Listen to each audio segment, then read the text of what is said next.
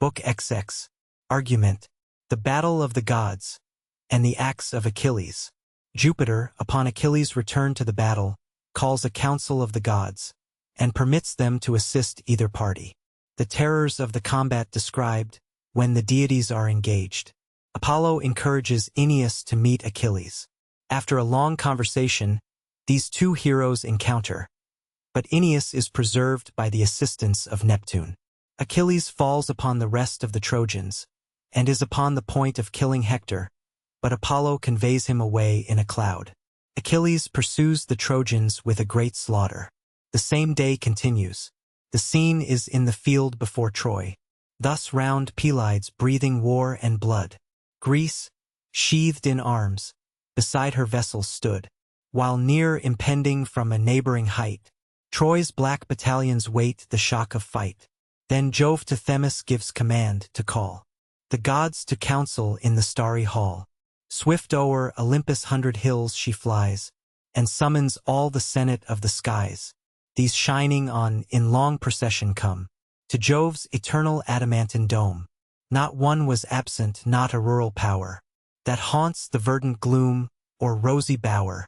Each fair-haired dryad of the shady wood, each azure sister of the silver flood, all but old Ocean, hoary sire, who keeps his ancient seat beneath the sacred deeps. On marble thrones, with lucid columns crowned, the work of Vulcan, sat the powers around. Even he whose trident sways the watery rain, heard the loud summons and forsook the main, assumed his throne amid the bright abodes, and questioned thus the sire of men and gods. What moves the god who heaven and earth commands, and grasps the thunder in his awful hands, thus to convene the whole ethereal state? Is Greece and Troy the subject in debate? Already met, the lowering hosts appear, and death stands ardent on the edge of war. 'Tis true, the cloud-compelling power replies, this day we call the council of the skies. In care of human race, even Jove's own eye sees with regret unhappy mortals die. Far on Olympus' top in secret state, ourself will sit, and see the hand of fate work out our will. Celestial powers, descend, and as your minds direct, your succor lend to either host. Troy soon must lie o'erthrown, if uncontrolled Achilles fights alone. Their troops but lately durst not meet his eyes. What can they now, if in his rage he rise? Assist them, gods, or Ilion's sacred wall may fall this day, though fate forbids the fall. He said, and fired their heavenly breasts with rage. On adverse parts the warring gods engage. Heaven's awful queen, and he whose azure round girds the vast globe, the maid in arms renowned, Hermes, of profitable arts the sire, and Vulcan, the black sovereign of the fire. These to the fleet repair with instant flight. The vessels tremble as the gods alight. In aid of Troy, Latona, Phoebus came, Mars fiery-helmed, the laughter-loving dame, Xanthus, whose streams in golden currents flow, and the chaste huntress of the silver bow. Ere yet the gods their various aid employ, each Argive bosom swelled with manly joy, while great Achilles, terror of the plain, long lost to battle, shone in arms again. Dreadful he stood in front of all his host. Pale Troy beheld, and seemed already lost. Her bravest heroes pant with inward fear, and trembling see another god of war.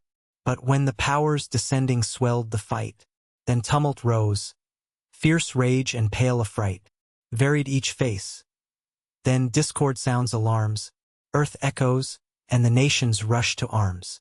Now through the trembling shores Minerva calls, and now she thunders from the Grecian walls. Mars hovering o'er his Troy his terror shrouds, in gloomy tempests, and a night of clouds. Now through each Trojan heart he fury pours, with voice divine, from Ilion's topmost towers. Now shouts to Simois, from her beauteous hill. The mountain shook, the rapid stream stood still. Above, the sire of gods his thunder rolls, and peals on peals redoubled rend the poles. Beneath, stern Neptune shakes the solid ground. The forests wave, the mountains nod around.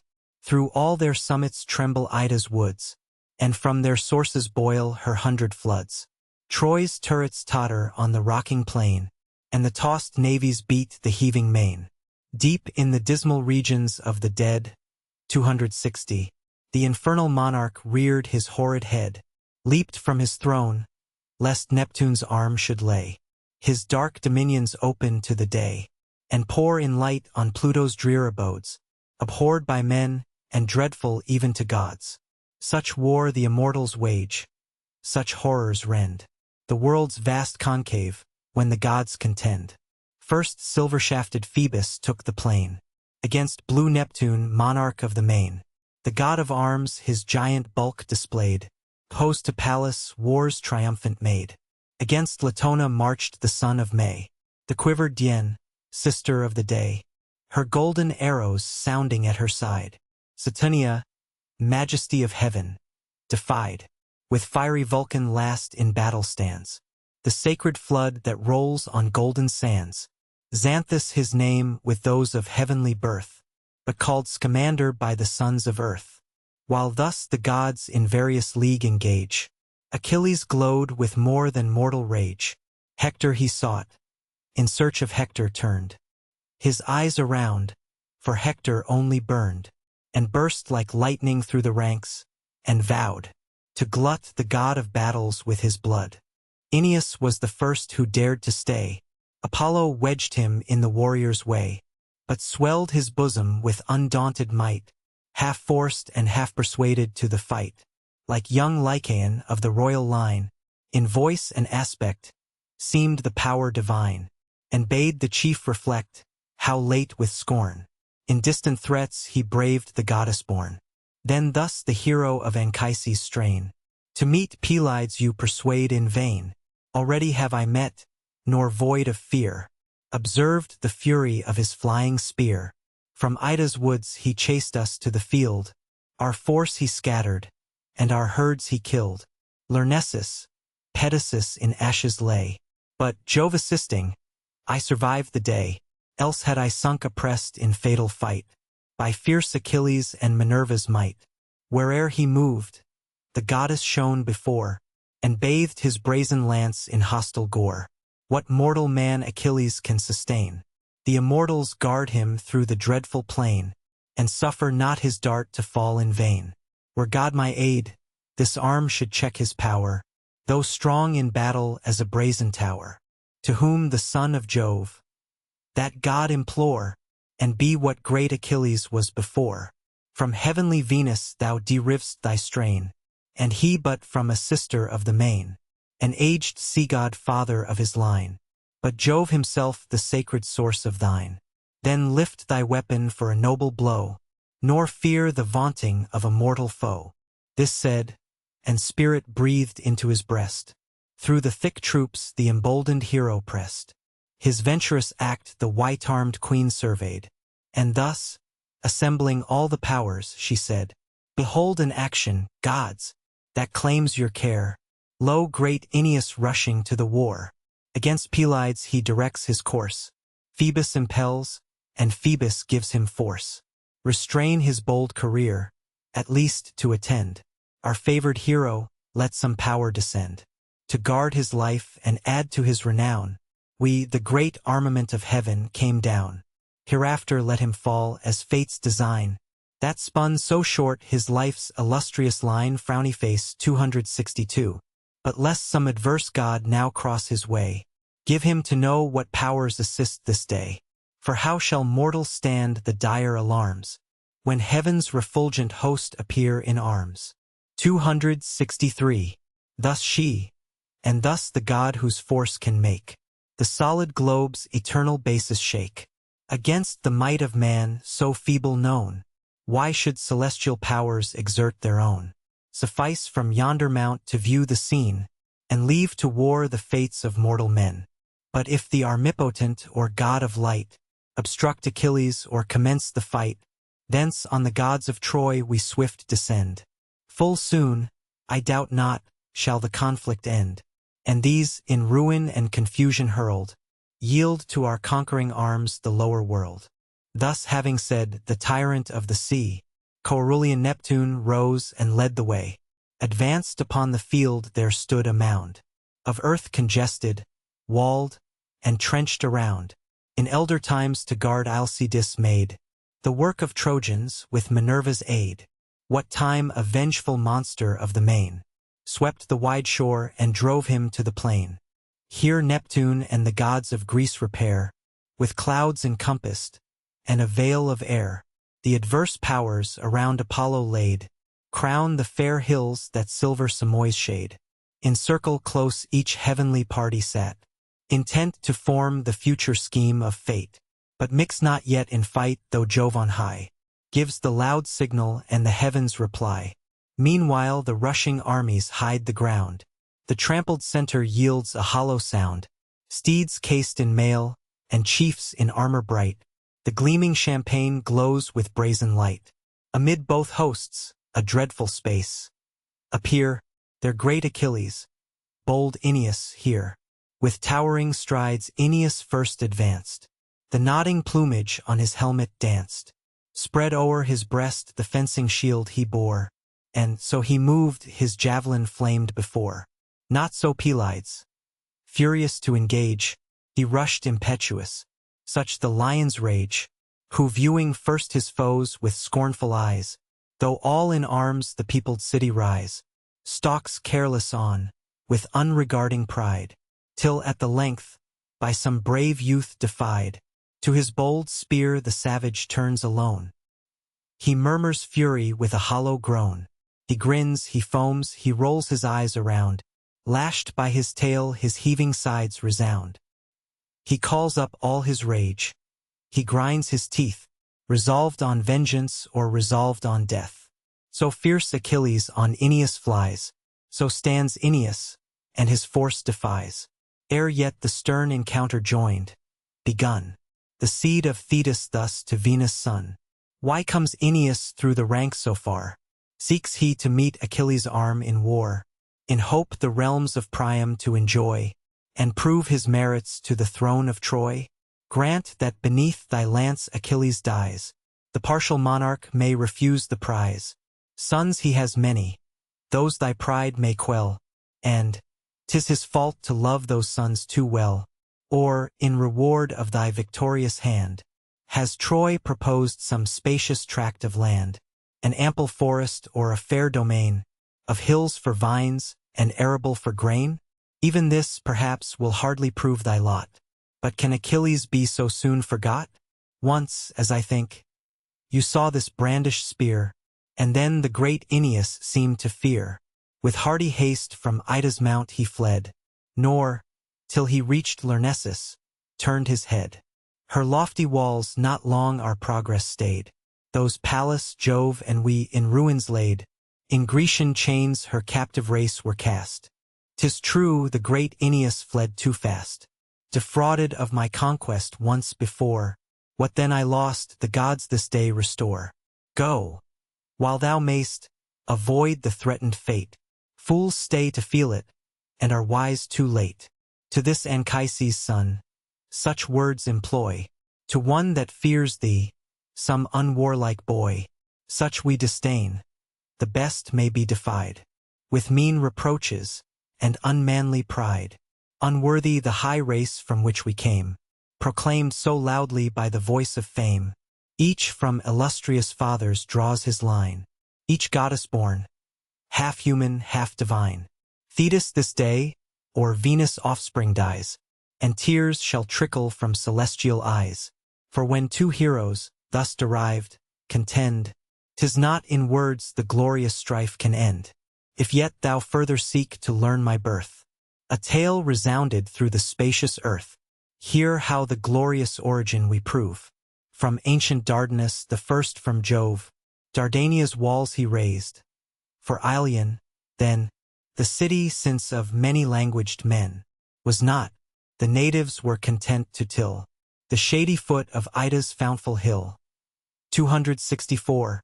From Dardanus great Erichthonius springs, the richest, once, of Asia's wealthy kings. 3,000 mares his spacious pastures bred, 3,000 foals beside their mothers fed. Boreas, enamored of the sprightly train, concealed his godhead in a flowing mane, with voice dissembled to his loves he nate, and coursed the dappled beauties o'er the mead. Hence sprung 12 others of unrivalled kind, swift as their mother Mares, and father Wind. These lightly skimming when they swept the plain, nor plied the grass, nor bent the tender grain. And when along the level seas they flew, 265, scarce on the surface curled the briny dew. Such Erichthonius was, from him there came the sacred Tros, of whom the Trojan name. 3 sons renowned adorned his nuptial bed, Elos, Assaracus, and Ganymede, the matchless Ganymede, divinely fair, whom heaven, enamored, snatched to upper air, to bear the cup of Jove, ethereal guest, the grace and glory of the ambrosial feast. The 2 remaining sons the line divide. First rose Laomedon from Elos' side, from him Tithonus, now in cares grown old, and Priam, blessed with Hector, brave and bold, Clitius and Lampus, ever-honored pair, and Hystain, thunderbolt of war. From great Assaracus sprang Capys, he begot Anchises, and Anchises me. Such is our race. 'Tis fortune gives us birth, but Jove alone endues the soul with worth. He's source of power and might, with boundless sway, all human courage gives or takes away. Long in the field of words we may contend, reproach is infinite, and knows no end, armed or with truth or falsehood, right or wrong. So voluble a weapon is the tongue. Wounded we wound, and neither side can fail, for every man has equal strength to rail. Women alone, when in the streets they jar, perhaps excel us in this wordy war. Like us they stand, encompassed with the crowd, and vent their anger impotent and loud.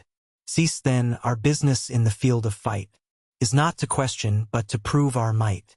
To all those insults thou hast offered here, receive this answer, 'tis my flying spear.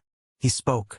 With all his force the javelin flung, fixed deep, and loudly in the buckler rung. Far on his outstretched arm Pelides held, to meet the thundering lance, his dreadful shield, that trembled as it stuck, nor void of fear, saw ere it fell the immeasurable spear. His fears were vain, impenetrable charms secured the temper of the ethereal arms. Through 2 strong plates the point its passage held, but stopped, and rested by the 3rd repelled. 5 plates of various metal, various mold, composed the shield. Of brass each outward fold, of tin each inward, and the middle gold. There stuck the lance. Then rising ere he threw, the forceful spear of great Achilles flew, and pierced the Dardan shield's extremest bound, where the shrill brass returned a sharper sound. Through the thin verge the Pelian weapon glides, and the slight covering of expanded hides. Aeneas his contracted body bends, and o'er him high the riven targe extends, sees through its parting plates the upper air, and at his back perceives the quivering spear. A fate so near him chills his soul with fright, and swims before his eyes the many-colored light. Achilles, rushing in with dreadful cries, draws his broad blade, and at Aeneas flies. Aeneas rousing as the foe came on, with force collected heaves a mighty stone, a mass enormous, which in modern days no 2 of earth's degenerate sons could raise. But ocean's god, whose earthquakes rock the ground, saw the distress and moved the powers around. Lo! On the brink of fate Aeneas stands, an instant victim to Achilles' hands, by Phoebus urged, but Phoebus has bestowed his aid in vain. The man o'erpowers the god. And can ye see this righteous chief atone with guiltless blood for vices not his own? To all the gods his constant vows were paid. Sure, though he wars for Troy, he claims our aid. Fate wills not this, nor thus can Jove resign. The future father of the Dardan line, frowny face, 266. The first great ancestor obtained his grace, and still his love descends on all the race. For Priam now, and Priam's faithless kind, at length are odious to the all-seeing mind. On great Aeneas shall devolve the reign, and sons succeeding sons the lasting line sustain. The great earth-shaker thus, to whom replies the imperial goddess with the radiant eyes, good as he is to immolate or spare, the Dardan prince, O Neptune, be thy care. Pallas and I, by all that gods can bind, have sworn destruction to the Trojan kind, not even an instant to protract their fate, or save one member of the sinking state, till her last flame be quenched with her last gore, and even her crumbling ruins are no more. The king of ocean to the fight descends, through all the whistling darts his course he bends, swift interposed between the warrior flies, and casts thick darkness o'er Achilles' eyes. 267. From great Aeneas' shield the spear he drew, and at his master's feet the weapon threw. That done, with force divine he snatched on high the Dardan prince, and bore him through the sky, smooth gliding without step, above the heads of warring heroes and of bounding steeds, till at the battle's utmost verge they light, where the slow calkins close the rear of fight. The Godhead there, his heavenly form confessed, with words like these the panting chief addressed. What power, O Prince, with force inferior far, urged thee to meet Achilles' arm in war? Henceforth beware, nor antedate thy doom, defrauding fate of all thy fame to come. But when the day decreed, for come it must, shall lay this dreadful hero in the dust, let then the furies of that arm be known. Secure no Grecian force transcends thy own. With that, he left him wondering as he lay, then from Achilles chased the mist away. Sudden, returning with a stream of light, the scene of war came rushing on his sight. Then thus, amazed, what wonders strike my mind? My spear, that parted on the wings of wind, laid here before me, and the Dardan lord, that fell this instant, vanished from my sword. I thought alone with mortals to contend, but powers celestial sure this foe defend.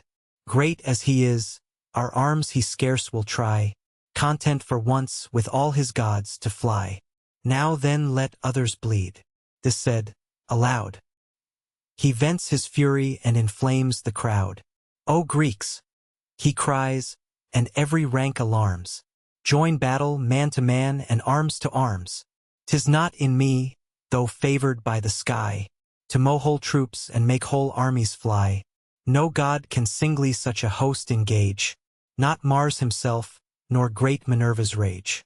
But whatsoe'er Achilles can inspire, whatever of active force, or acting fire, whatever this heart can prompt, or hand obey, all Achilles, Greeks, is yours today.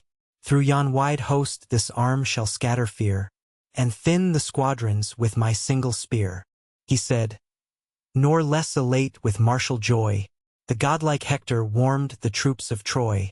Trojans, to war, think Hector leads you on, nor dread the vaunts of Peleus' haughty son. Deeds must decide our fate. E'en these with words insult the brave, who tremble at their swords. The weakest atheist wretch all heaven defies, but shrinks and shudders when the thunder flies.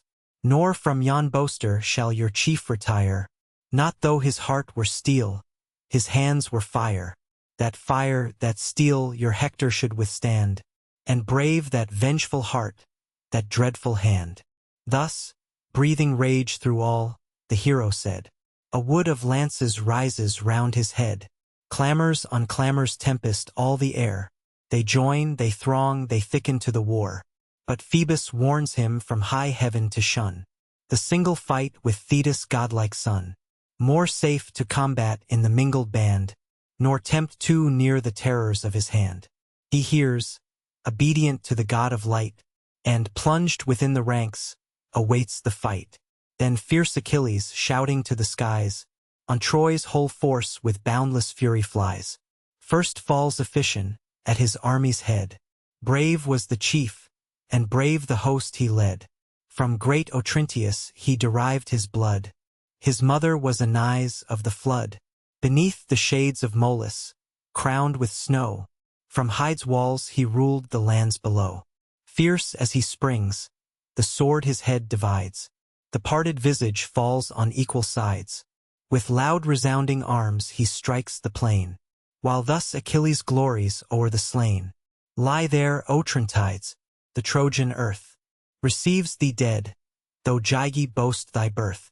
Those beauteous fields where Hyllus waves are rolled, and plenteous Hermus swells with tides of gold, are thine no more, the insulting hero said, and left him sleeping in eternal shade. The rolling wheels of Greece the body tore, and dashed their axles with no vulgar gore. Demoleon next, Antenor's offspring, laid, breathless in dust, the price of rashness paid. The impatient steel with full descending sway forced through his brazen helm its furious way. Resistless drove the battered skull before, and dashed and mingled all the brains with gore. This sees Hippodamus, and seized with fright, deserts his chariot for a swifter flight. The lance arrests him, an ignoble wound, the panting Trojan rivets to the ground. He groans away his soul, not louder roars, at Neptune's shrine on Helicus' high shores. The victim bull, the rocks rebellow round, and ocean listens to the grateful sound. Then fell on Polydore his vengeful rage, 268, the youngest hope of Priam's stooping age, whose feet for swiftness in the race surpassed. Of all his sons the dearest and the last. To the forbidden field he takes his flight, in the first folly of a youthful knight, to vaunt his swiftness wheels around the plain, but vaunts not long, with all his swiftness slain. Struck where the crossing belts unite behind, and golden rings the double backplate joined. Forth through the navel burst the thrilling steel, and on his knees with piercing shrieks he fell. The rushing entrails poured upon the ground. His hands collect, and darkness wraps him round. When Hector viewed, all ghastly in his gore, thus sadly slain the unhappy Polydore, a cloud of sorrow overcast his sight. His soul no longer brooked the distant fight. Full in Achilles' dreadful front he came, and shook his javelin like a waving flame. The son of Peleus sees, with joy possessed, his heart high-bounding in his rising breast. And lo! The man on whom black fates attend, the man that slew Achilles, is his friend. No more shall Hector's and Pelides' spear turn from each other in the walks of war. Then with revengeful eyes he scanned him o'er. Come, and receive thy fate. He spake no more. Hector, undaunted, thus, such words employ, to one that dreads thee, some unwarlike boy, such we could give, defying and defied, mean intercourse of obloquy and pride. I know thy force to mine superior far, but heaven alone confers success in war. Mean as I am, the gods may guide my dart, and give it entrance in a braver heart. Then parts the lance, but Pallas' heavenly breath far from Achilles wafts the winged death. The bidden dart again to Hector flies, and at the feet of its great master lies. Achilles closes with his hated foe, his heart and eyes with flaming fury glow, but present to his aid Apollo shrouds, the favored hero in a veil of clouds. Thrice struck Pelides with indignant heart, thrice in impassive air he plunged the dart, the spear a fourth time buried in the cloud. He foams with fury, and exclaims aloud, Wretch, thou hast scaped again. Once more thy flight has saved thee, and the partial god of light. But long thou shalt not thy just fate withstand, if any power assist Achilles' hand. Fly then inglorious, but thy flight this day whole hecatombs of Trojan ghosts shall pay. With that, he gluts his rage on numbers slain. Then Dryops tumbled to the ensanguined plain. Pierced through the neck, he left him panting there, and stopped Demuchus, great Philetor's heir. Gigantic chief, deep gashed the enormous blade, and for the soul an ample passage made. Laogonus and Dardanus expire, the valiant sons of an unhappy sire, both in one instant from the chariot hurled, sunk in one instant to the nether world. This difference only their sad fates afford, that one the spear destroyed, and one the sword. Nor less unpitied, young Alastor bleeds. In vain his youth, In vain his beauty pleads. In vain he begs thee, with a suppliant's moan, to spare a form, an age so like thy own. Unhappy boy, no prayer, no moving art, e'er bent that fierce, inexorable heart. While yet he trembled at his knees and cried, the ruthless falchion op-ed his tender side. The panting liver pours a flood of gore, that drowns his bosom till he pants no more. Through Mulius' head then drove the impetuous spear. The warrior falls, transfixed from ear to ear. Thy life, Echeclus, next the sword bereaves. Deep though the front the ponderous falchion cleaves. Warmed in the brain the smoking weapon lies. The purple death comes floating o'er his eyes. Then brave Deucalion died. The dart was flung where the knit nerves the pliant elbow strung. He dropped his arm, an unassisting weight, and stood all impotent, expecting fate.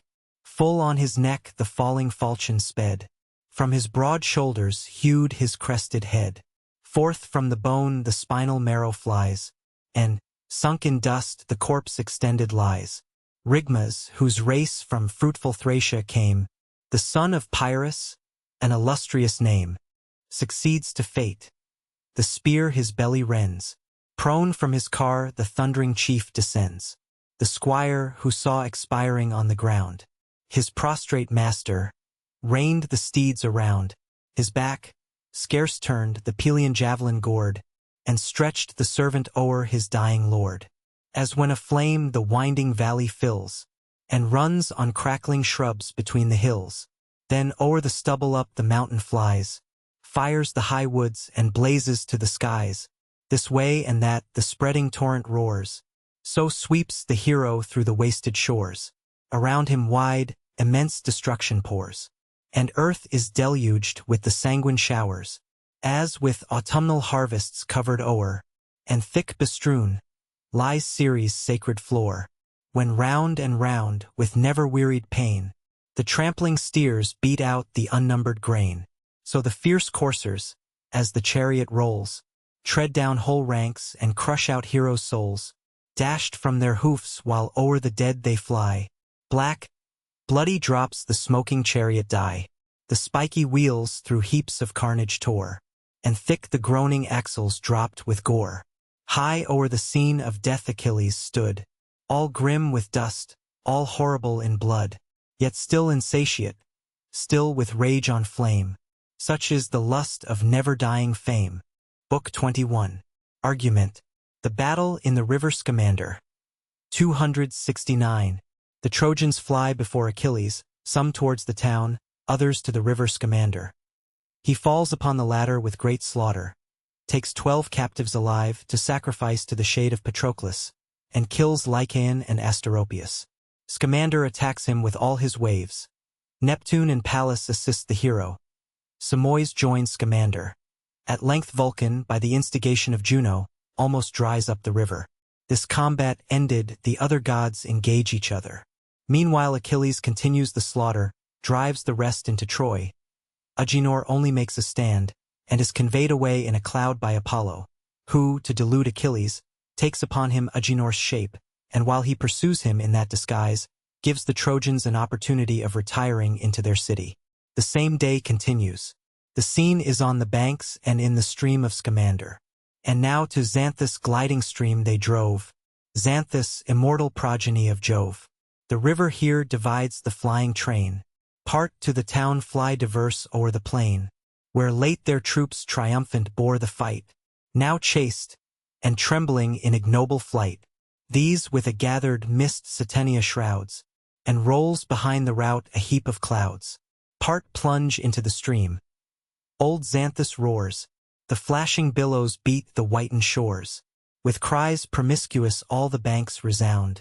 And here and there in eddies whirling round, the flouncing steeds and shrieking warriors drowned. As the scorched locusts from their fields retire, while fast behind them runs the blaze of fire. Driven from the land before the smoky cloud, the clustering legions rush into the flood. So, plunged in Xanthus by Achilles' force, roars the resounding surge with men and horse. His bloody lance the hero casts aside. which spreading tamarisks on the margin hide. Then, like a god, the rapid billows braves, armed with his sword, high brandished o'er the waves. Now down he plunges, now he whirls it round. Deep groaned the waters with the dying sound. Repeated wounds the reddening river dyed, and the warm purple circled on the tide. Swift through the foamy flood the Trojans fly, and close in rocks or winding caverns lie. So the huge dolphin tempesting the main, in shoals before him fly the scaly train. Confusedly heaped they seek their inmost caves, or pant and heave beneath the floating waves. Now, tired with slaughter from the Trojan band, 12 chosen youths he drags alive to land. With their rich belts their captive arms restrains. Late their proud ornaments, but now their chains. These his attendants to the ships conveyed, sad victims destined to Patroclus' shade. Then, as once more he plunged amid the flood, the young Lycaon in his passage stood, the son of Priam, whom the heroes hand, but late made captive in his father's land. As from a sycamore his sounding steel lopped the green arms to spoke a chariot wheel. To Lemnos' isle he sold the royal slave, where Jason's son the price demanded gave. But kind Aetion, touching on the shore, the ransomed prince to fair Arisbe bore. 10 days were past, since in his father's reign he felt the sweets of liberty again. The next, that God whom men in vain withstand, gives the same youth to the same conquering hand, now never to return, and doomed to go a sadder journey to the shades below. His well-known face when great Achilles eyed, the helm and visor he had cast aside, with wild affright, and dropped upon the field his useless lance and unavailing shield. As trembling, panting, from the stream he fled, and knocked his faltering knees, the hero said, Ye mighty gods, what wonders strike my view? Is it in vain our conquering arms subdue? Sure I shall see yon heaps of Trojans killed rise from the shades, and brave me on the field, as now the captive whom so late I bound, and sold to Lemnos, stalks on Trojan ground. Not him the sea's unmeasured deeps detain, that bar such numbers from their native plain. Lo, he returns. Try then my flying spear, try if the grave can hold the wanderer, if earth at length this active prince can seize, earth, whose strong grasp has held down Hercules. Thus while he spoke, the Trojan pale with fears, approached, and sought his knees with suppliant tears, loath as he was to yield his youthful breath, and his soul shivering at the approach of death. Achilles raised the spear, prepared to wound. He kissed his feet, extended on the ground, and while above the spear suspended stood, longing to dip its thirsty point in blood, one hand embraced them close, one stopped the dart, while thus these melting words attempt his heart. Thy well-known captive, great Achilles, see, once more Lycaon trembles at thy knee. Some pity to a suppliant's name afford, who shared the gifts of Ceres at thy board, whom late thy conquering arm to Lemnos bore, far from his father, friends, and native shore. 100 oxen were his price that day, now sums immense thy mercy shall repay. Scarce respite from woes I yet appear, and scarce 12 morning suns have seen me here. Lo, Jove again submits me to thy hands. Again, her victim cruel fate demands. I sprang from Priam and Lautho fair, old Alta's daughter, and Leligia's heir, who held in Pedasus his famed abode, and ruled the fields where silver Satnio flowed. 2 sons, alas, unhappy sons, she bore, for one spear shall drink each brother's gore, and I succeed to slaughtered Polydore. How from that arm of terror shall I fly? Some demon urges, 'tis my doom to die, if ever yet soft pity touched thy mind.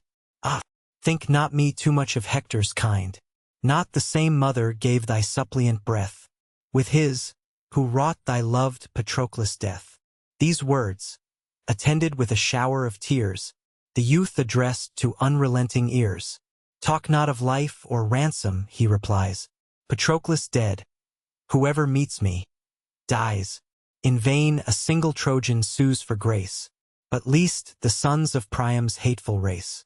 Die then, my friend, what boots it to deplore? The great, the good Patroclus is no more. He, far thy better, was foredoomed to die. And thou, dost thou bewail mortality? Sayest thou not me, whom nature's gifts adorn, sprung from a hero, from a goddess born? The day shall come, which nothing can avert, when by the spear, the arrow, or the dart, by night or day, by force or by design, impending death and certain fate are mine. Die then, he said, and as the word he spoke, the fainting stripling sank before the stroke. His hand forgot its grasp and left the spear, while all his trembling frame confessed his fear. Sudden Achilles his broadsword displayed, and buried in his neck the reeking blade. Prone fell the youth, and panting on the land, the gushing purple dyed the thirsty sand. The victor to the stream the carcass gave, and thus insults him, floating on the wave. Lie there, Lycaon, let the fish surround thy bloated corpse, and suck thy gory wound. There no sad mother shall thy funerals weep, but swift Scamander roll thee to the deep, whose every wave some watery monster brings, to feast unpunished on the fat of kings. So perish Troy and all the Trojan line, such ruin theirs, and such compassion mine. What boots ye now Scamander's worship stream, his earthly honors, and immortal name? In vain your immolated bulls are slain, your living coursers glut his gulfs in vain. Thus he rewards you, with this bitter fate. Thus, till the Grecian vengeance is complete. Thus is atoned Patroclus' honored shade, and the short absence of Achilles paid. These boastful words provoked the raging god. With fury swells the violated flood. What means divine may yet the power employ, to check Achilles and to rescue Troy? Meanwhile the hero springs in arms to dare the great Asteropaeus to mortal war, the son of Pelagon whose lofty line flows from the source of Axius, stream divine. Fair Peribea's love the god had crowned, with all his refluent waters circled round. On him Achilles rushed, he fearless stood, and shook two spears, advancing from the flood. The flood impelled him on Pelides' head, to avenge his waters choked with heaps of dead. Near as they drew, Achilles thus began. What art thou, boldest of the race of man? Who or from whence? Unhappy is the sire, whose son encounters our resistless ire. O son of Peleus, what avails to trace? Replied the warrior, our illustrious race? From rich Paeonia's valleys I command, armed with protended spears, my native band. Now shines the 10th bright morning since I came, in aid of Ilion to the fields of fame. Axius, who swells with all the neighboring rills, and wide around the floated region fills, begot my sire, whose spear much glory won. Now lift thy arm, and try that hero's son. Threatening he said, the hostile chiefs advance. At once Asteropaeus discharged each lance. For both his dexterous hands the lance could wield. One struck, but pierced not, the Vulcanian shield. One raised Achilles' hand, the spouting blood spun forth. In earth the fastened weapon stood. Like lightning next the Pelean javelin flies. Its erring fury hissed along the skies. Deep in the swelling bank was driven the spear, even to the middle earth, and quivered there. Then from his side the sword Pelides drew, and on his foe with double fury flew. The foe thrice tugged, and shook the rooted wood. Repulsive of his might the weapon stood. The fourth he tries to break the spear in vain. Bent as he stands, he tumbles to the plain. His belly opened with a ghastly wound. The reeking entrails pour upon the ground. Beneath the hero's feet he panting lies, and his eye darkens, and his spirit flies, while the proud victor thus triumphing said, his radiant armor tearing from the dead. So ends thy glory, such the fate they prove, who strive presumptuous with the sons of Jove. Sprung from a river, didst thou boast thy line? But great Saturnius is the source of mine. How durst thou vaunt thy watery progeny?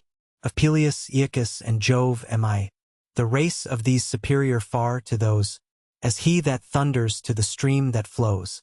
What rivers can Scamander might have shown, but Jove he dreads, nor wars against his son. Even Achilles might contend in vain, and all the roaring billows of the main, the eternal ocean from whose fountains flow, the seas, the rivers, and the springs below, the thundering voice of Jove abhors to hear, and in his deep abysses shakes with fear. He said. Then from the bank his javelin tore, and left the breathless warrior in his gore.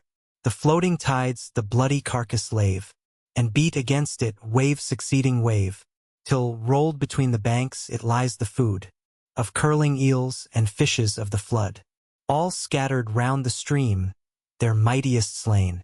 The amazed Paeonians scour along the plain. He vents his fury on the flying crew. Thrasius, Astaplis, and Nisus slew. Mydon, Thersilochus with Aeneas fell, and numbers more his lance had plunged to hell. But from the bottom of his gulfs profound, Scamander spoke. The shores returned the sound. O first of mortals, for the gods are thine, in valor matchless, and in force divine. If Jove have given thee every Trojan head, 'tis not on me thy rage should heap the dead.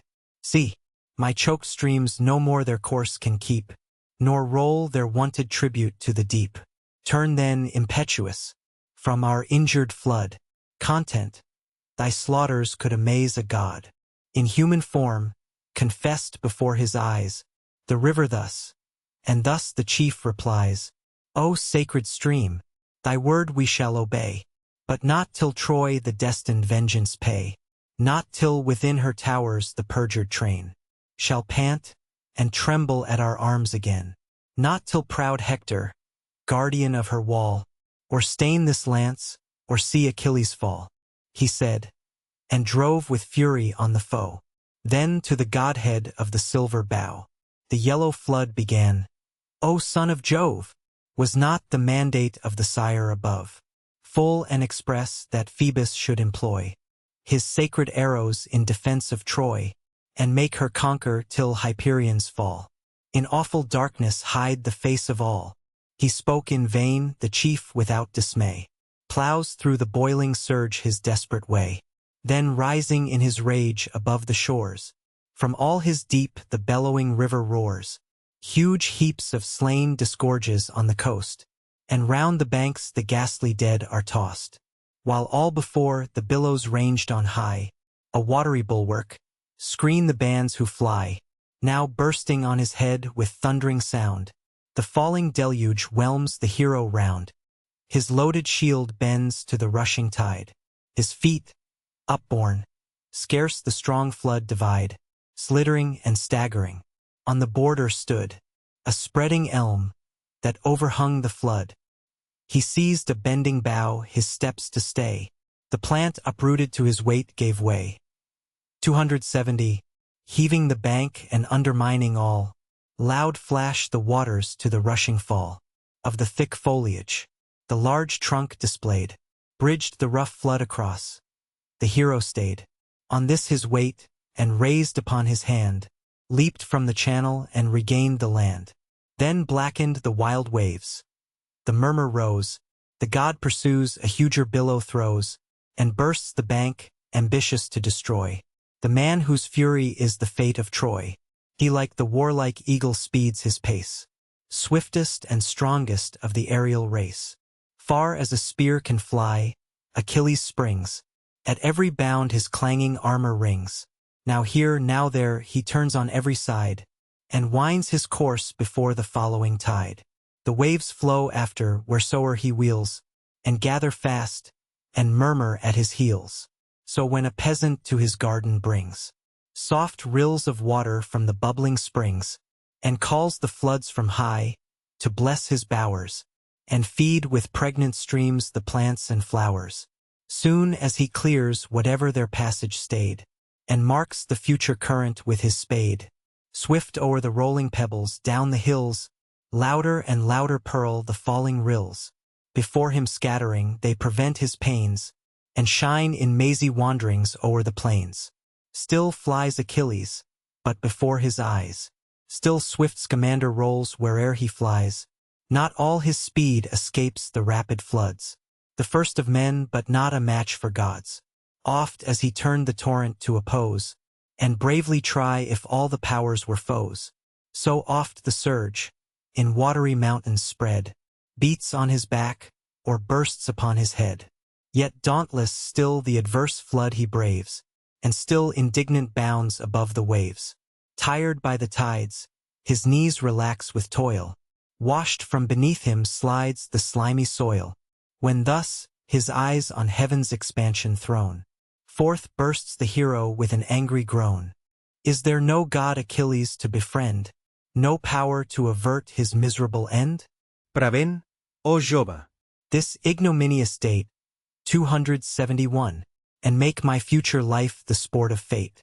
Of all heaven's oracles believed in vain, but most of Thetis must her son complain.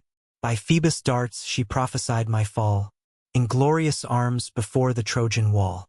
Oh, had I died in fields of battle warm, stretched like a hero, by a hero's arm, might Hector's spear this dauntless bosom rend, and my swift soul o'ertake my slaughtered friend.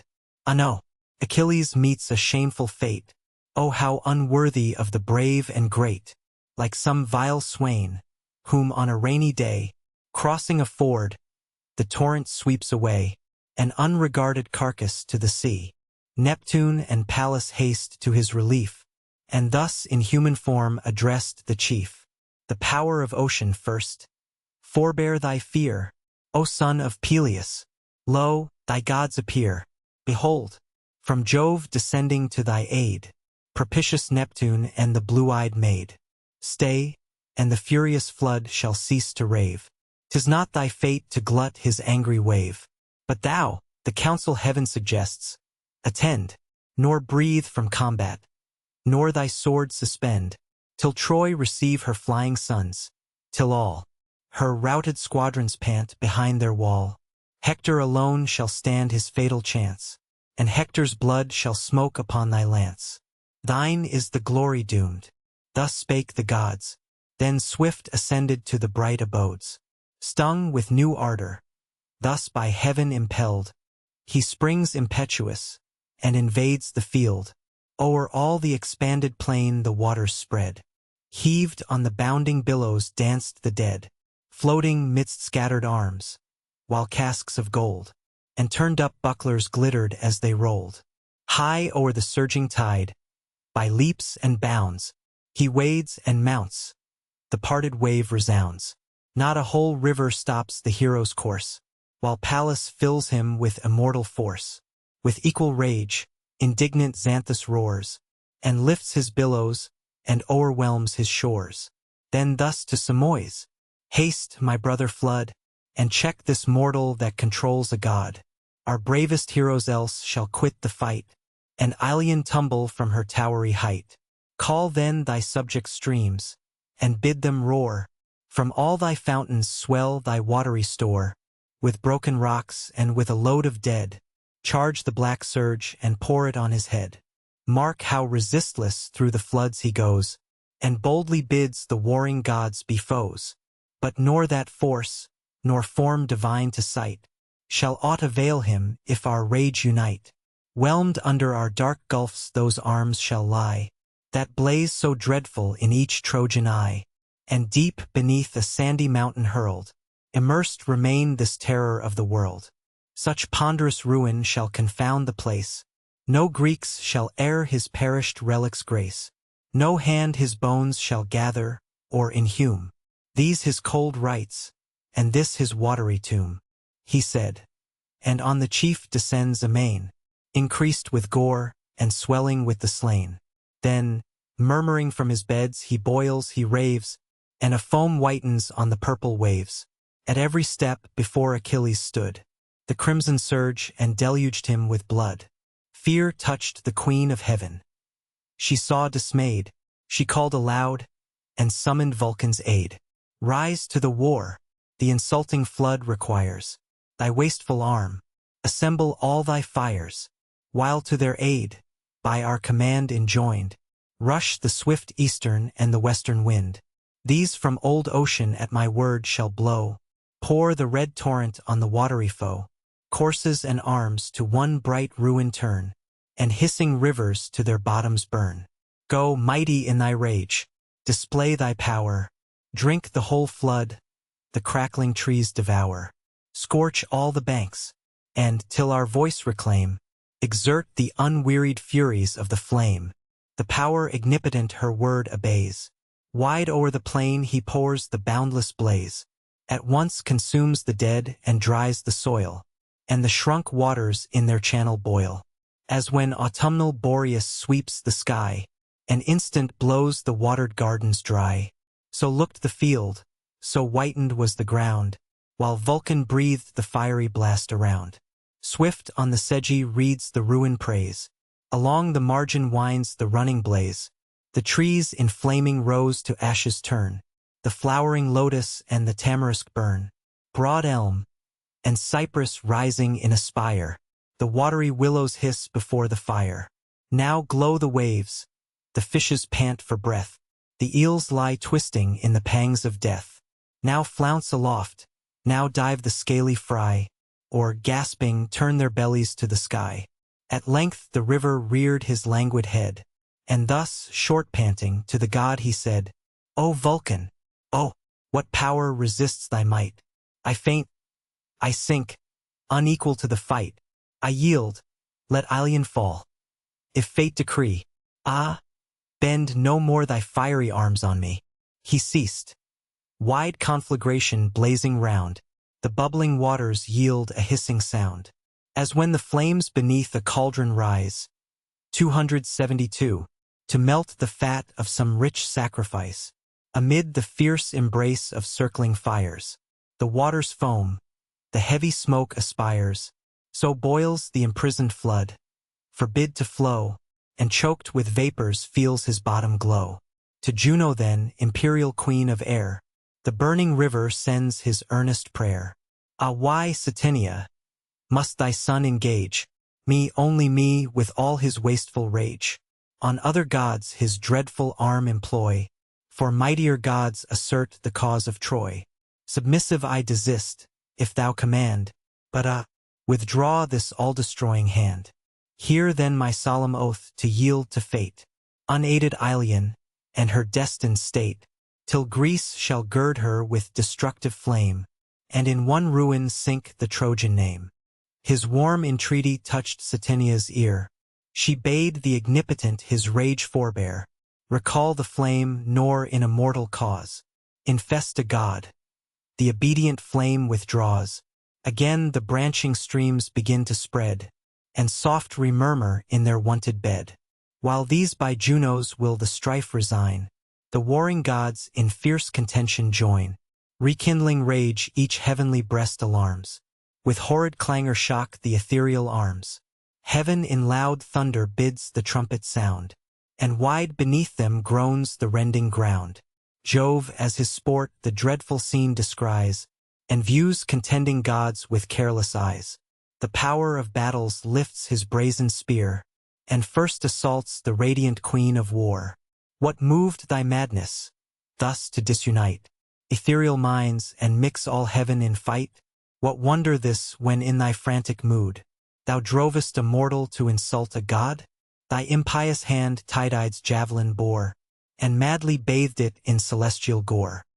He spoke, and smote the long resounding shield, which bears Jove's thunder on its dreadful field, the adamantine aegis of her sire, that turns the glancing bolt and forked fire. Then heaved the goddess in her mighty hand a stone, the limit of the neighboring land, there fixed from eldest times, black, craggy, vast. This at the heavenly homicide she cast. Thundering he falls, a mass of monstrous size, and 7 broad acres covers as he lies. The stunning stroke his stubborn nerves unbound.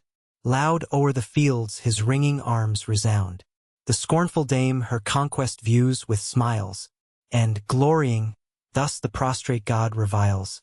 Hast thou not yet, insatiate fury, known how far Minerva's force transcends thy own? Juno, whom thou rebellious darest withstand, corrects thy folly thus by Pallas' hand. Thus meets thy broken faith with just disgrace, and partial aid to Troy's perfidious race. The goddess spoke, and turned her eyes away, that, beaming round, diffused celestial day. Jove's Cyprian daughter, stooping on the land, lent to the wounded god her tender hand. Slowly he rises, scarcely breathes with pain, and, propped on her fair arm, forsakes the plain. This the bright empress of the heavens surveyed, and, scoffing, thus to war's victorious maid. Lo! What an aid on Mars's side is seen, the smiles and love's unconquerable queen. Mark with what insolence in open view she moves. Let Pallas, if she dares, pursue. Minerva smiling heard, the pair o'ertook, and slightly on her breast the wanton strook. She, unresisting, fell, her spirits fled. On earth together lay the lovers spread. And like these heroes be the fate of all. Minerva cries, who guard the Trojan wall. To Grecian gods such let the Phrygian be, so dread, so fierce, as Venus is to me. Then from the lowest stone shall Troy be moved. Thus she and Juno with a smile approved. Meantime, to mix in more than mortal fight, the god of ocean dares the god of light. What sloth has seized us when the fields around ring with conflicting powers, and heaven returns the sound? Shall ignominious we with shame retire, no deed performed, to our Olympian sire? Come, prove thy arm, for first the war to wage suits not my greatness or superior age. Rash as thou art to prop the Trojan throne, forgetful of my wrongs, and of thy own, and guard the race of proud Laomedon. Hast thou forgot how, at the monarch's prayer, we shared the lengthened labors of a year? Troy walls I raised, for such were Jove's commands, and yon proud bulwarks grew beneath my hands. Thy task it was to feed the bellowing droves along fair Ida's valleys and pendant groves. But when the circling seasons in their train brought back the grateful day that crowned our pain, with menace stern the fraudful king defied our latent godhead, and the prize denied. Mad as he was, he threatened servile bands, and doomed us exiles far in barbarous lands. 273. Incensed, we heavenward fled with swiftest wing, and destined vengeance on the perjured king. Dost thou for this afford proud Ilian grace, and not, like us, infest the faithless race? Like us, their present, future sons destroy, and from its deep foundations heave their Troy. Apollo thus, to combat for mankind, ill suits the wisdom of celestial mind. For what is man? Calamitous by birth. They owe their life and nourishment to earth, like yearly leaves that now, with beauty crowned, smile on the sun, now wither on the ground. To their own hands commit the frantic scene, nor mix immortals in a cause so mean. Then turns his face, far beaming heavenly fires, and from the senior power submiss retires. Him thus retreating Artemis upbraids, the quivered huntress of the sylvan shades. And is it thus the youthful Phoebus flies, and yields to ocean's hoary sire the prize? How vain that martial pomp, and dreadful show, of pointed arrows and the silver bow. Now boast no more in yon celestial bower, thy force can match the great earth-shaking power. Silent he heard the queen of woods upbraid, not so Saturnia bore the vaunting maid, but furious thus. What insolence has driven thy pride to face the majesty of heaven? What though by Jove the female plague designed, fierce to the feeble race of womankind, the wretched matron feels thy piercing dart, thy sex's tyrant with a tiger's heart? What though tremendous in the woodland chase, thy certain arrows pierce the savage race? How dares thy rashness on the powers divine employ those arms, or match thy force with mine? Learn hence, no more unequal war to wage, she said, and seized her wrists with eager rage. These in her left hand locked, her right untied, the bow, the quiver, and its plumy pride. About her temples flies the busy bow. Now here, now there, she winds her from the blow, the scattering arrows, rattling from the case. drop round, and idly mark the dusty place. Swift from the field the baffled huntress flies, and scarce restrains the torrent in her eyes. So, when the falcon wings her way above, to the cleft cavern speeds the gentle dove. Not fated yet to die Winky-face their safe retreats, yet still her heart against the marble beats. To her Latona hastes with tender care, whom Hermes viewing, thus declines the war. How shall I face the dame, who gives delight, to him whose thunders blacken heaven with night? Go, matchless goddess, triumph in the skies, and boast my conquest, while I yield the prize. He spoke, and passed. Latona, stooping low, collects the scattered shafts and fallen bough, that, glittering on the dust, lay here and there, dishonored relics of Diana's war. Then swift pursued her to her blessed abode, where, all confused, she sought the sovereign god. Weeping, she grasped his knees. The ambrosial vest shook with her sighs, and panted on her breast. The sire superior smiled, and bade her show what heavenly hand had caused his daughter's woe. Abashed, she names his own imperial spouse, and the pale crescent fades upon her brows. Thus they above, while swiftly gliding down, Apollo enters Ilion's sacred town.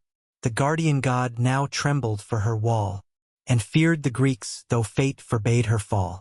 Back to Olympus from the war's alarms, return the shining bands of gods in arms. Some proud in triumph, some with rage on fire, and take their thrones around the ethereal sire. Through blood, through death Achilles still proceeds, o'er slaughtered heroes and o'er rolling steeds, as when avenging flames with fury driven, on guilty towns exert the wrath of heaven. The pale inhabitants, some fall, some fly, and the red vapors purple all the sky. So raged Achilles. Death and dire dismay, and toils and terrors, filled the dreadful day. High on a turret hoary Priam stands, and marks the waste of his destructive hands. Views from his arm the Trojans' scattered flight, and the near hero rising on his sight. No stop, no check, no aid, with feeble pace, and settled sorrow on his aged face. Fast as he could, he sighing quits the walls, and thus descending on the guards he calls. You to whose care our city gates belong, set wide your portals to the flying throng. For lo! He comes, with unresisted sway. He comes, and desolation marks his way. But when within the walls our troops take breath, lock fast the brazen bars, and shut out death. Thus charged the reverend monarch. Wide were flung the opening folds, the sounding hinges rung. Phoebus rushed forth, the flying bands to meet, struck slaughter back and covered the retreat. On heaps the Trojans crowd to gain the gate, and gladsome see their last escape from fate. Thither, all parched with thirst, a heartless train, hoary with dust they beat the hollow plain, and gasping, panting, fainting, labor on, with heavier strides that lengthen toward the town. Enraged Achilles follows with his spear, wild with revenge, insatiable of war. Then had the Greeks eternal praise acquired, and Troy inglorious to her walls retired. But he, the god who darts ethereal flame, shot down to save her, and redeem her fame. To young Agenor force divine he gave, Antenor's offspring, haughty, bold, and brave Winky-face. In aid of him, beside the beach he sate, and wrapped in clouds, restrained the hand of fate. When now the generous youth Achilles spies, thick beats his heart, the troubled motions rise. So ere a storm, the waters heave and roll, he stops, and questions thus his mighty soul. What, shall I fly this terror of the plain, like others fly, and be like others slain? Vain hope, to shun him by the selfsame road, yon line of slaughtered Trojans lately trod. No, with the common heap I scorn to fall. What if they passed me to the Trojan wall, while I decline to yonder path that leads to Ida's forests and surrounding shades? So may I reach, concealed, the cooling flood, from my tired body wash the dirt and blood, As soon as night her dusky veil extends, return in safety to my Trojan friends. What if? But wherefore all this vain debate? Stand I to doubt within the reach of fate? Even now perhaps, ere yet I turn the wall, the fierce Achilles sees me and I fall. Such is his swiftness, 'tis in vain to fly, and such his valor, that who stands must die. Power, 'tis better, fighting for the state, here and in public view to meet my fate. Yet sure he too is mortal, he may feel, like all the sons of earth, the force of steel. One only soul informs that dreadful frame, and Jove's sole favor gives him all his fame. He said, and stood, collected in his might, and all his beating bosom claimed the fight. So from some deep groan would a panther starts, roused from his thicket by a storm of darts. Untaught to fear or fly, he hears the sounds of shouting hunters and of clamorous hounds. Though struck, though wounded, scarce perceives the pain, and the barbed javelin stings his breast in vain. On their whole war, untamed, the savage flies, and tears his hunter or beneath him dies. Not less resolved, Antenor's valiant heir confronts Achilles and awaits the war, disdainful of retreat. High held before, his shield a broad circumference, he bore, then graceful as he stood, in act to throw the lifted javelin, thus bespoke the foe. How proud Achilles glories in his fame, and hopes this day to sink the Trojan name. Beneath her ruins, know that hope is vain. 1,000 woes, 1,000 toils remain. Parents and children are just arms employ, and strong and many are the sons of Troy. Great as thou art, even thou mayst stain with gore these Phrygian fields, and press a foreign shore. He said, with matchless force the javelin flung, smote on his knee, the hollow cuishes rung. Beneath the pointed steel, but safe from harms, he stands impassive in the ethereal arms. Then fiercely rushing on the daring foe, his lifted arm prepares the fatal blow. But, jealous of his fame, Apollo shrouds the godlike Trojan in a veil of clouds. Safe from pursuit, and shut from mortal view, dismissed with fame, the favored youth withdrew. Meanwhile the god, to cover their escape, assumes Agenor's habit, voice, and shape, flies from the furious chief in this disguise. The furious chief still follows where he flies. Now o'er the fields they stretch with lengthened strides, now urge the course where swift Scamander glides. The god, now distant scarce a stride before, tempts his pursuit, and wheels about the shore, while all the flying troops their speed employ, and pour on heaps into the walls of Troy. No stop, no stay, no thought to ask or tell, who 'scaped by flight or who by battle fell. 'Twas tumult all, and violence of flight, and sudden joy confused, and mixed affright. Pale Troy against Achilles shuts her gate, and nations breathe, delivered from their Fa. Book 22. Argument. The death of Hector. The Trojans being safe within the walls, Hector only stays to oppose Achilles. Priam is struck at his approach, and tries to persuade his son to re-enter the town. Hecuba joins her entreaties, but in vain. Hector consults within himself what measures to take. But at the advance of Achilles, his resolution fails him, and he flies. Achilles pursues him thrice round the walls of Troy. The gods debate concerning the fate of Hector. At length Minerva descends to the aid of Achilles. She deludes Hector in the shape of Deiphobus. He stands the combat, and is slain. Achilles drags the dead body at his chariot in the sight of Priam and Hecuba. Their lamentations, tears, and despair. Their cries reach the ears of Andromache, who, ignorant of this, was retired into the inner part of the palace. She mounts up to the walls, and beholds her dead husband. She swoons at the spectacle, her excess of grief and lamentation. The 30th day still continues. The scene lies under the walls and on the battlements of Troy. Thus to their bulwarks, smit with panic fear, the herded Ilians rush like driven deer. There safe they wipe the briny drops away, and drown in bowls the labors of the day. Close to the walls, advancing o'er the fields, beneath one roof of well-compacted shields, march bending on the Greeks' embodied powers, far stretching in the shade of Trojan towers. Great Hector singly stayed, chained down by fate. There fixed he stood before the Scaean gate, still his bold arms determined to employ, the guardian still of long-defended Troy. Apollo now to tired Achilles turns, the power confessed in all his glory burns. And what, he cries, has Peleus' son in view, with mortal speed a godhead to pursue? For not to thee to know the gods is given, unskilled to trace the latent marks of heaven. What boots thee now that Troy forsook the plain?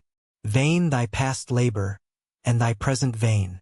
Safe in their walls are now her troops bestowed, while here thy frantic rage attacks a god. The chief incensed, too partial god of day, to check my conquests in the middle way. How few in Ilion else had refuge found, what gasping numbers now had bit the ground. Thou robb'st me of a glory justly mine, powerful of godhead, and of fraud divine. Mean fame, alas, for one of heavenly strain, to cheat a mortal who repines in vain. Then to the city terrible and strong, with high and haughty steps he towered along. So the proud courser, victor of the prize, to the near goal with double ardor flies. Him, as he blazing shot across the field, the careful eyes of Priam first beheld. Not half so dreadful rises to the sight. 274. Through the thick gloom of some tempestuous night, Orion's dog, the year when autumn weighs, and o'er the feebler stars exerts his rays. Terrific glory, for his burning breath taints the red air with fevers, plagues, and death. So flamed his fiery mail. Then wept the sage. He strikes his reverend head, now white with age. He lifts his withered arms, optists the skies. He calls his much-loved son with feeble cries. The son, resolved Achilles' force to dare, full at the Scaean gates expects the war, while the sad father on the rampart stands, and thus adjures him with extended hands. Ah, stay not, guardless and alone, Hector, my loved, my dearest, bravest son. Methinks already I behold thee slain, and stretched beneath that fury of the plain. Implacable Achilles, mightst thou be, to all the gods no dearer than to me. Thee vultures wild should scatter round the shore, and bloody dogs grow fiercer from thy gore. How many valiant sons I late enjoyed, valiant in vain, by thy cursed arm destroyed, or, worse than slaughtered, sold in distant isles, to shameful bondage and unworthy toils. Two, while I speak, my eyes in vain explore, two from one mother sprung, my Polydore, and loved Lycaon. Now perhaps no more. Oh, if in yonder hostile camp they live, what heaps of gold, what treasures would I give. Their grandsire's wealth, by right of birth their own, consigned his daughter with Lelegia's throne. But if, which heaven forbid, already lost, all pale they wander on the Stygian coast, what sorrows then must their sad mother know? What anguish unutterable woe! Yet less that anguish, less to her, to me, less to all Troy, if not deprived of thee. Yet shun Achilles, enter yet the wall, and spare thyself, thy father, spare us all. Save thy dear life, or, if a soul so brave, neglect that thought, thy dearer glory save. Pity, while yet I live, these silver hairs, while yet thy father feels the woes he bears, yet cursed with sense, a wretch whom in his rage, all trembling on the verge of helpless age, great Jove has placed, sad spectacle of pain, the bitter dregs of fortune's cup to drain, to fill with scenes of death his closing eyes, and number all his days by miseries. My heroes slain, my bridal bed o'erturned, my daughters ravished, and my city burned, my bleeding infants dashed against the floor. These I have yet to see, perhaps yet more, perhaps even I, reserved by angry fate, the last sad relic of my ruined state, dire pomp of sovereign wretchedness, must fall, and stain the pavement of my regal hall, where famished dogs, late guardians of my door, shall lick their mangled master's spattered gore. Yet for my sons I thank ye, gods. 'Tis well, well have they perished, for in fight they fell. Who dies in youth and vigor, dies the best, struck through with wounds all honest on the breast. But when the fates, in fullness of their rage, spurn the hoar head of unresisting age, in dust the reverend lineaments deform, and pour to dogs the lifeblood scarcely warm. This is misery, the last, the worse, that man can feel. Man, fated to be cursed, he said, and acting what no words could say, rent from his head the silver locks away. With him the mournful mother bears a part, yet all her sorrows turn not Hector's heart. The zone unbraced, her bosom she displayed, and thus, fast falling the salt tears, she said, "Have mercy on me, O my son, revere the words of age, attend a parent's prayer. If ever thee in these fond arms I pressed, or stilled thy infant clamors at this breast, do not thus our helpless years forgo, but, by our walls secured, repel the foe. Against his rage if singly thou proceed, shouldst thou, but heaven avert it, shouldst thou bleed, nor must thy corse lie honored on the bier, nor spouse, nor mother, grace thee with a tear. Far from our pious rites those dear remains must feast the vultures on the naked plains. So they, while down their cheeks the torrents roll, but fixed remains the purpose of his soul. Resolved he stands, and with a fiery glance, expects the hero's terrible advance. So, rolled up in his den, the swelling snake beholds the traveler approach the brake, when fed with noxious herbs his turgid veins have gathered half the poisons of the plains. He burns, he stiffens with collected ire, and his red eyeballs glare with living fire. Beneath a turret, on his shield reclined, he stood, and questioned thus his mighty mind. Frowny face 275. Where lies my way? To enter in the wall? Honor and shame the ungenerous thought recall. Shall proud Polydamas before the gate proclaim, his counsels are obeyed too late, which timely followed but the former night? What numbers had been saved by Hector's flight? That wise advice rejected with disdain?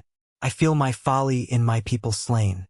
Methinks my suffering country's voice I hear, but most her worthless sons insult my ear. On my rash courage charge the chance of war, and blame those virtues which they cannot share. No, if I e'er return I must. Glorious, my country's terror laid in dust, or if I perish, let her see me fall, in field at least and fighting for her wall. And yet suppose these measures I forego, approach unarmed, and parley with the foe, the warrior shield, the helm and lance lay down, and treat on terms of peace to save the town. The wife withheld, the treasure ill-detained, cause of the war and grievance of the land, with honorable justice to restore, and add half Ilion's yet remaining store, which Troy shall, sworn, produce, that injured Greece may share our wealth and leave our walls in peace. But why this thought? Unarmed if I should go, what hope of mercy from this vengeful foe? But woman-like to fall, and fall without a blow? We greet not here as man conversing man, met at an oak, or journeying o'er a plain. No season now for calm familiar talk, like youths and maidens in an evening walk. War is our business, but to whom is given to die or triumph? That determine heaven. Thus pondering, like a god the Greek drew nigh. His dreadful plumage nodded from on high. The Pelian javelin in his better hand shot trembling rays that glittered o'er the land, and on his breast the beamy splendor shone, like Jove's own lightning or the rising sun. As Hector sees unusual terrors rise, struck by some god he fears, recedes and flies. He leaves the gates, he leaves the wall behind. Achilles follows like the winged wind. Thus at the panting dove a falcon flies, the swiftest racer of the liquid skies. Just when he holds or thinks he holds his prey, obliquely wheeling through the aerial way, with open beak and shrilling cries he springs, and aims his claws, and shoots upon his wings. No less foreright the rapid chase they held, one urged by fury, one by fear impelled.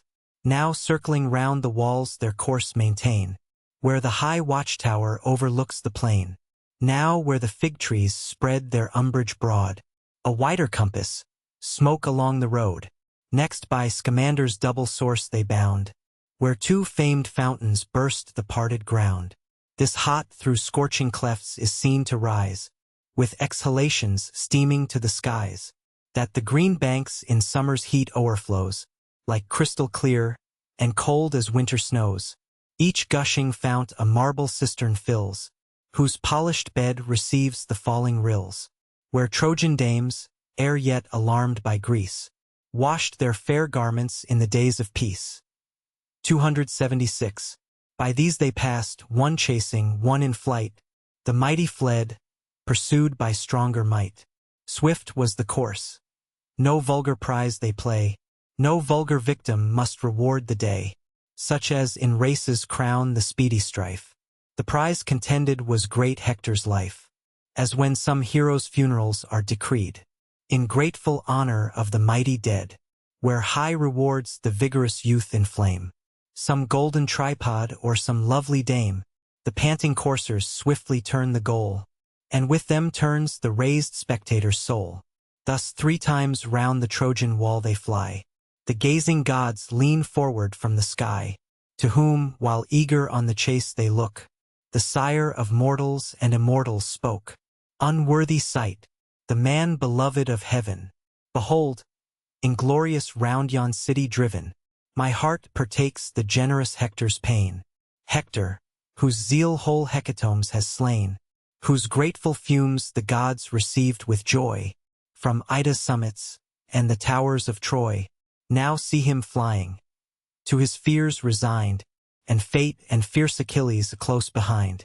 Consult, ye powers, 'tis worthy your debate, whether to snatch him from impending fate, or let him bear, by stern Pelides slain, good as he is, the lot imposed on man. Then Pallas thus, shall he whose vengeance forms the forky bolt, and blackens heaven with storms, shall he prolong one Trojan's forfeit breath? A man, a mortal, preordained to death, and will no murmurs fill the courts above? No gods indignant blame their partial Jove. Go then, returned the sire, without delay, exert thy will, I give the fates their way. Swift at the mandate pleased Tritonia flies, and stoops impetuous from the cleaving skies. As through the forest, o'er the vale and lawn, the well-breathed beagle drives the flying fawn. In vain he tries the covert of the brakes, or deep beneath the trembling thicket shakes. Sure of the vapor in the tainted dews, the certain hound his various maze pursues. Thus step by step, where'er the Trojan wheeled, their swift Achilles compassed round the field. Oft as to reach the Dardan gates he bends, and hopes the assistance of his pitying friends, whose showering arrows, as he coursed below, from the high turrets might oppress the foe. So oft Achilles turns him to the plain. He eyes the city, but he eyes in vain. As men in slumbers seem with speedy pace, one to pursue and one to lead the chase, their sinking limbs the fancied course forsake. Nor this can fly, nor that can overtake. No less the laboring heroes pant and strain, while that but flies and this pursues in vain. What god, O Muse, assisted Hector's force, with fate itself so long to hold the course? Phoebus it was, who, in his latest hour, endued his knees with strength, his nerves with power, and great Achilles, lest some Greeks advance, should snatch the glory from his lifted lance, signed to the troops to yield his foe the way, and leave untouched the honors of the day. Jove lifts the golden balances that show the fates of mortal men and things below. Here each contending hero's lot he tries, and weighs with equal hand their destinies. Low sinks the scale surcharged with Hector's fate, heavy with death it sinks, and hell receives the weight. Then Phoebus left him. Fierce Minerva flies to stern Pelides and triumphing cries, O loved of Jove, this day our labors cease, and conquest blazes with full beams on Greece. great Hector falls, that Hector famed so far, drunk with renown, insatiable of war, falls by thy hand, and mine, nor force nor flight shall more avail him, nor his God of light. See, where in vain he supplicates above, rolled at the feet of unrelenting Jove. Rest here. Myself will lead the Trojan on, and urge to meet the fate he cannot shun. Her voice divine the chief with joyful mind obeyed, and rested on his lance reclined, while like Deiphobus the martial dame, her face, her gesture, and her arms the same, in show and aid by hapless Hector's side, approached, and greets him thus with voice belied.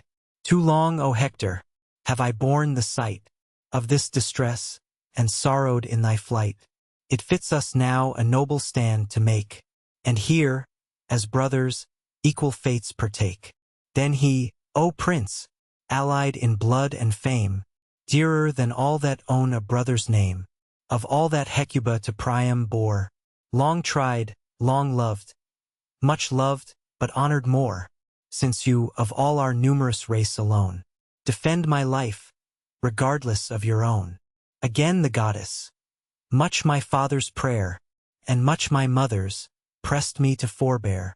My friends embraced my knees, adjured my stay, but stronger love impelled, and I obey. Come then, the glorious conflict let us try. Let the steel sparkle and the javelin fly, or let us stretch Achilles on the field, or to his arm our bloody trophies yield. Fraudful, she said, then swiftly marched before. The Dardan hero shuns his foe no more. Sternly they met. The silence Hector broke. His dreadful plumage nodded as he spoke. Enough, O son of Peleus, Troy has viewed, her walls thrice circled, and her chief pursued. But now some god within me bids me try thine or my fate. I kill thee or I die. Yet on the verge of battle let us stay, and for a moment's space suspend the day. Let heaven's high powers be called to arbitrate the just conditions of this stern debate, eternal witnesses of all below, and faithful guardians of the treasured vow. To them I swear, if victor in the strife, Jove by these hands shall shed thy noble life. No vile dishonor shall thy course pursue. Stripped of its arms alone, the conquerors do. The rest to Greece uninjured I'll restore. Now plight thy mutual oath. I ask no more. Talk not of oaths, the dreadful chief replies, while anger flashed from his disdainful eyes. Detested as thou art and ought to be, nor oath nor pact Achilles plights with thee. Such pacts as lambs and rabid wolves combine, such leagues as men and furious lions join. To such I call the gods, one constant state, of lasting rancor and eternal hate. No thought but rage, and never-ceasing strife, till death extinguish rage and thought and life. Rouse then thy forces this important hour, collect thy soul, and call forth all thy power. No further subterfuge, no further chance. 'Tis Pallas, Pallas gives thee to my lance. Each Grecian ghost, by thee deprived of breath, now hovers round, and calls thee to thy death. He spoke, and launched his javelin at the foe, but Hector shunned the meditated blow. He stooped, while o'er his head the flying spear sang innocent and spent its force in air. Minerva watched it falling on the land, then drew and gave to great Achilles' hand, unseen of Hector, who, elate with joy, now shakes his lance, and braves the dread of Troy. The life you boasted to that javelin given, Prince, you have missed. My fate depends on heaven. To thee, presumptuous as thou art, unknown, or what must prove my fortune, or thy own. Boasting is but an art, our fears to blind, and with false terrors sink another's mind. But know, whatever fate I am to try, by no dishonest wound shall Hector die. I shall not fall a fugitive at least. My soul shall bravely issue from my breast. But first try thou my arm, and may this dart end all my country's woes, deep buried in thy heart. The weapon flew, its course unerring held, unerring, but the heavenly shield repelled. The mortal dart, resulting with a bound. From off the ringing orb, it struck the ground. Hector beheld his javelin fall in vain, nor other lance, nor other hope remain. He calls Deiphobus, demands a spear, in vain, for no Deiphobus was there. All comfortless he stands. Then, with a sigh, "'Tis so, heaven wills it, and my hour is nigh. I deemed Deiphobus had heard my call, but he secure lies guarded in the wall. A god deceived me. Pallas, 'twas thy deed. Death and black fate approach. 'Tis I must bleed.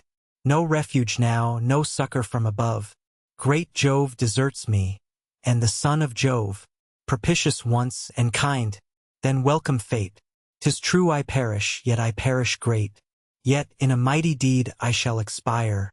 Let future ages hear it, and admire." Fierce at the word, his weighty sword he drew, and all collected on Achilles flew.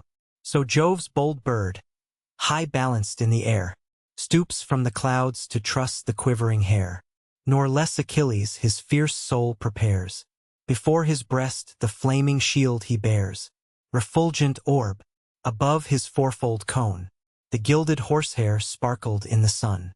Nodding at every step, Vulcanian frame, and as he moved, his figure seemed on flame. As radiant Hesper shines with keener light, 277, far beaming o'er the silver host of night, when all the starry train emblazed the sphere, so shone the point of great Achilles' spear. In his right hand he waves the weapon round, eyes the whole man, and meditates the wound. But the rich mail Patroclus lately wore securely cased the warrior's body o'er. One space at length he spies to let in fate, where, twixt the neck and throat the jointed plate gave entrance through that penetrable part. Furious he drove the well-directed dart, nor pierced the windpipe yet, nor took the power of speech. Unhappy, from thy dying hour, prone on the field the bleeding warrior lies, while, thus triumphing, stern Achilles cries, "At last is Hector stretched upon the plain, who feared no vengeance for Patroclus slain." Then, Prince, you should have feared what now you feel.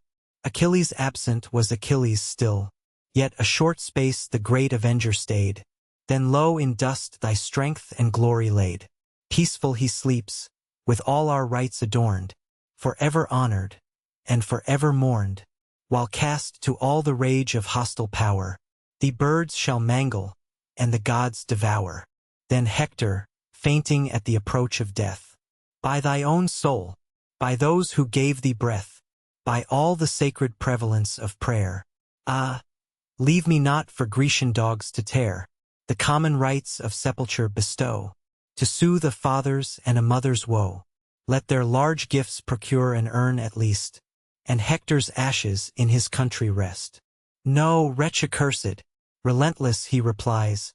Flames, as he spoke, shot flashing from his eyes' winky face. Not those who gave me breath should bid me spare, nor all the sacred prevalence of prayer. Could I myself the bloody banquet join? No, to the dogs that carcass I resign. Should Troy, to bribe me, bring forth all her store, and giving thousands offer thousands more. Should Dardan Priam and his weeping dame drain their whole realm to buy one funeral flame, their Hector on the pile they should not see, nor rob the vultures of one limb of thee. Then thus the chief his dying accents drew.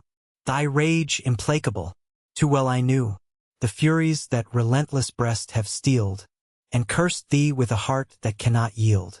Yet think, a day will come, when fate's decree, and angry gods shall wreak this wrong on thee. Phoebus and Paris shall avenge my fate, and stretch thee here before the Scaean gate. 278. He ceased. The fates suppressed his laboring breath, and his eyes stiffened at the hand of death.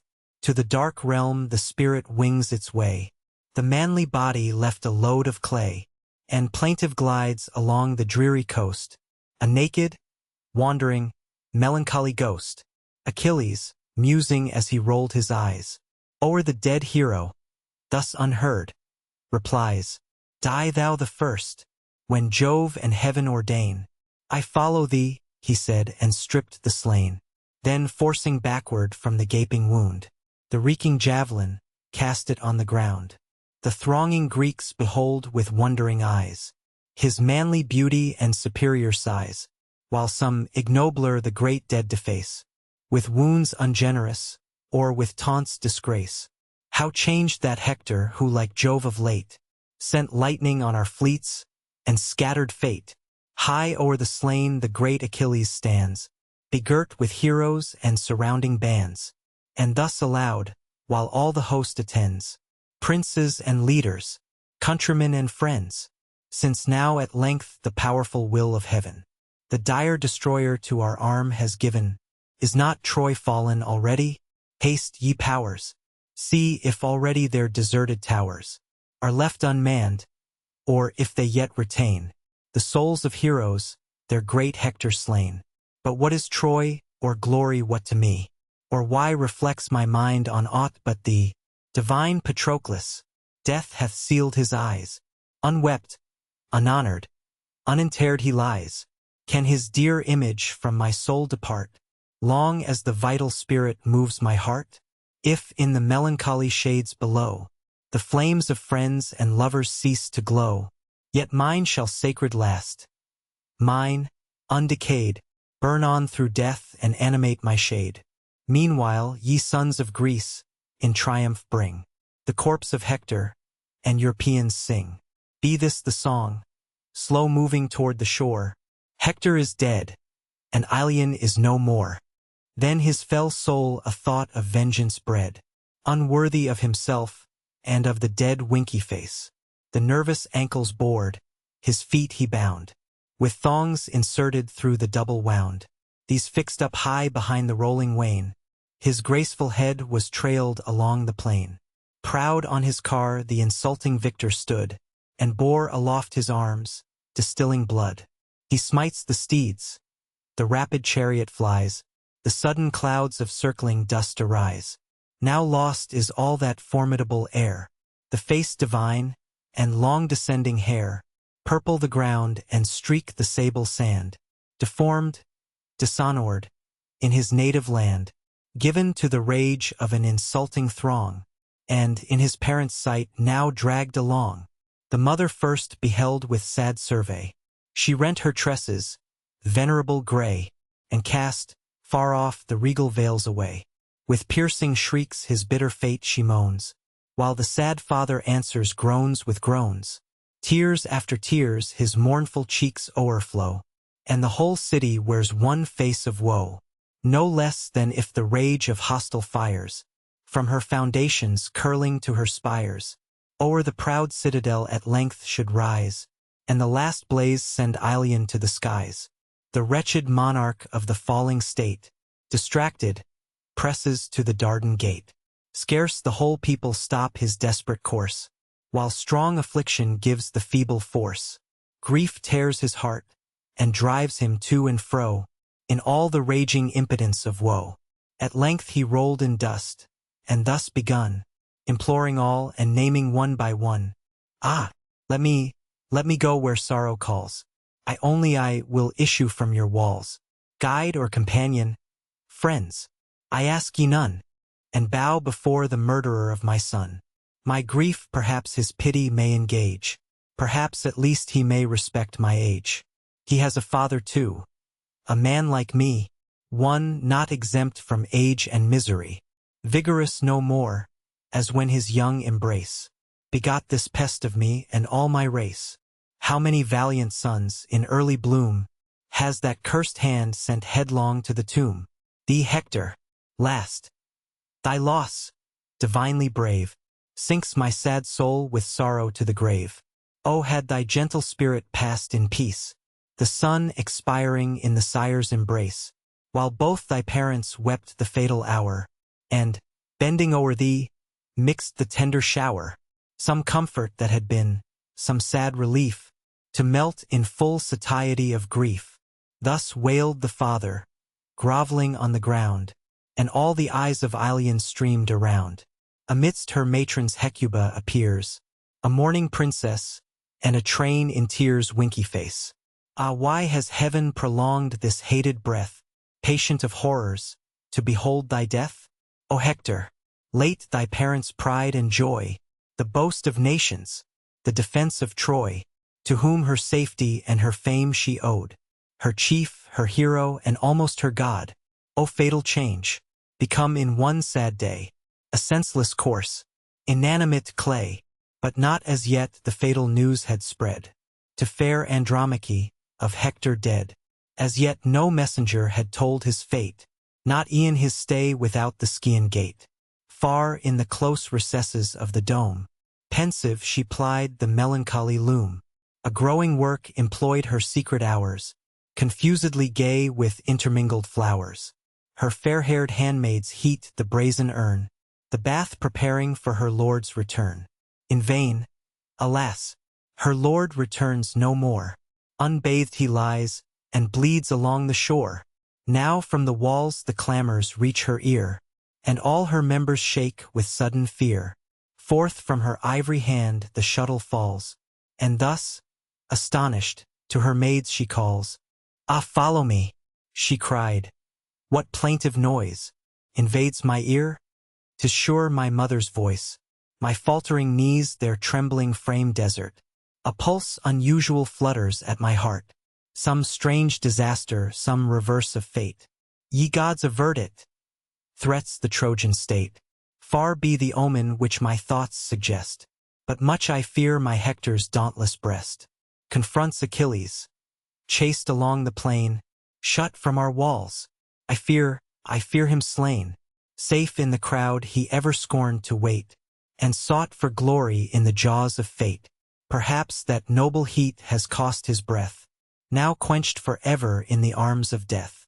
She spoke, and furious with distracted pace, fears in her heart, and anguish in her face, flies through the dome, the maids her steps pursue, and mounts the walls and sends around her view. Too soon her eyes the killing object found, the godlike Hector dragged along the ground. A sudden darkness shades her swimming eyes. She faints, she falls. Her breath, her color flies. Her hair's fair ornaments, the braids that bound, the net that held them, and the wreath that crowned, the veil and diadem flew far away. The gift of Venus on her bridal day. Around a train of weeping sisters stands, to raise her sinking with assistant hands. Scarce from the verge of death recalled, again, she faints or but recovers to complain. O wretched husband of a wretched wife, born with one fate, to one unhappy life. For sure one star its baneful beam displayed, on Priam's roof and Hippoplacia's shade. From different parents, different climes we came, at different periods, yet our fate the same. Why was my birth to great Aetion owed? And why was all that tender care bestowed? Would I had never been, O thou the ghost, of my dead husband, miserably lost, thou to the dismal realms forever gone, and I abandoned, desolate, alone, an only child, once comfort of my pains, sad product now of hapless love, remains, no more to smile upon his sire, no friend to help him now, no father to defend. For should he 'scape the sword, the common doom, what wrongs attend him, and what griefs to come, even from his own paternal roof expelled, some stranger plows his patrimonial field. The day, that to the shades the father sends, robs the sad orphan of his father's friends. He, wretched outcast of mankind, appears, forever sad, forever bathed in tears. Amongst the happy, unregarded, he hangs on the robe or trembles at the knee, while those his father's former bounty fed, nor reach the goblet, nor divide the bread. The kindest but his present wants allay, to leave him wretched the succeeding day. Frugal compassion, heedless they who boast, both parents still, nor feel what he has lost, shall cry, "Begone! Thy father feasts not here." The wretch obeys, retiring with a tear. Thus wretched, thus retiring all in tears, to my sad soul Astyanax appears, forced by repeated insults to return, and to his widowed mother vainly mourn. He who, with tender delicacy bred, with princes sported and on dainties fed, and when still evening gave him up to rest, sunk soft in down upon the nurse's breast, what must he not? Whom Iliad calls, Astyanax, from her well-guarded walls, 279, is now that name no more, unhappy boy, since now no more thy father guards his Troy, but thou, my Hector, least exposed in air, far from thy parents' and thy consort's care, whose hand in vain, directed by her love, the martial scarf and robe of triumph wove. Now to devouring flames be these a prey, useless to thee, from this accursed day. Yet let the sacrifice at least be paid, an honor to the living, not the dead. So spake the mournful dame. Her matrons hear, sigh back her sighs, and answer tear with tear.